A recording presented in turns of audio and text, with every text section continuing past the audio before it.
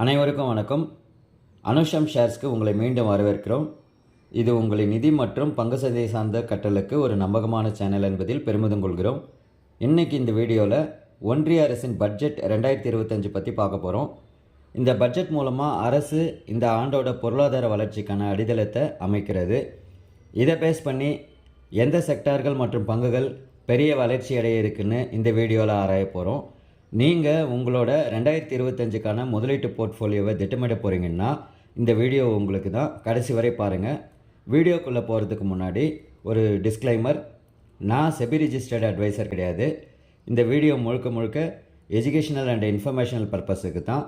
முதலீட்டு முடிவுகளை எடுக்கிறதுக்கு முன்னாடி உங்களோட ஃபைனான்ஷியல் அட்வைசரை கன்சல்ட் பண்ணுங்கள். அனுஷம் ஷேர்ஸ் எந்தவித லாபத்துக்கோ இல்லை நஷ்டத்துக்கோ பொறுப்பாகாது. இப்போ இருக்கிற சூழ்நிலையில் இந்த பட்ஜெட் ஒரு முக்கியமான ஈவெண்ட்டாக இருக்க போது. இது அடுத்த வருடத்திற்கான பொருளாதார கண்ணோட்டமாகவும் அதற்கான முன்னுரிமைகளை அமைப்பதற்கான திட்டமாகவும் செயல்பட போகுது.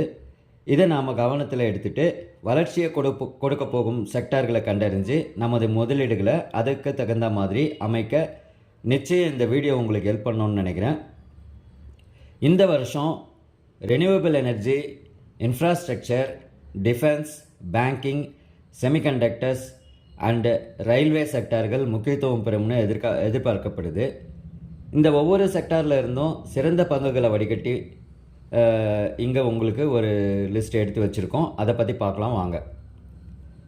முதல்ல நம்ம பார்க்க போகிறது ரெனியூவபிள் எனர்ஜி செக்டார். அரசாங்கத்தோட ஃபோக்கஸ் இந்த துறை மேலே அதிகமாக இருக்குது. அதனால் நல்ல வளர்ச்சி கொடுக்கக்கூடிய செக்டாரில் இந்த ரெனியூவபிள் எனர்ஜி முதலிடத்தில் இருக்குது. இந்த செக்டாரில் உள்ள பங்குகள் பார்த்திங்கன்னா Waaree energy, Borosil renewables, KPI green, Suzlon and NTPC green. இந்த பங்குகள்லாம் சூரிய ஒளி மின்னாற்றல் உற்பத்தி மற்றும் காற்றாலை மூலம் மின் உற்பத்தி அது சார்ந்த திட்டங்கள் செயல்படுத்துகிறாங்க.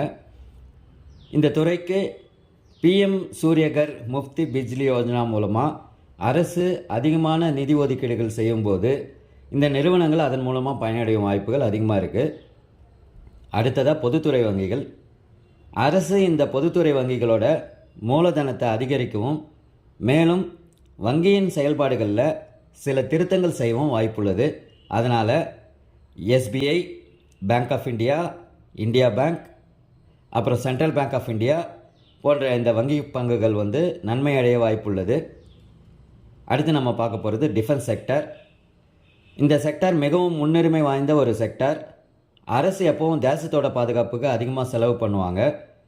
இந்திய அரசு டிஃபென்ஸ் சம்மந்தப்பட்ட பொருட்கள் உற்பத்தியை நம்ம இந்தியாவிலேயே நாமளே பண்ணணுன்றதில் அதிக முக்கியத்துவம் தராங்க. அந்த வகையில் இந்த மசகான் டாக், HAL, பெல், அதாவது BEL Bharat electronics limited and Cochin shipyard போன்ற பங்குகள் பயனடையும் வாய்ப்புகள் இருக்குது. அடுத்ததாக செமிகண்டக்டர் செக்டர். இந்த துறை இப்போ உள்ள நவீன கால தொழில்நுட்பத்துக்கு ஒரு முதுகெலும்பாக மாறி இருக்குது. அரசும் இந்த சிப் மேனுஃபேக்சரிங்கை உள்நாட்டிலேயே தயாரிக்க முன்னுரிமை கொடுத்து பல சலுகைகளும் ஏற்கனவே நடைமுறையில் வச்சுருக்காங்க.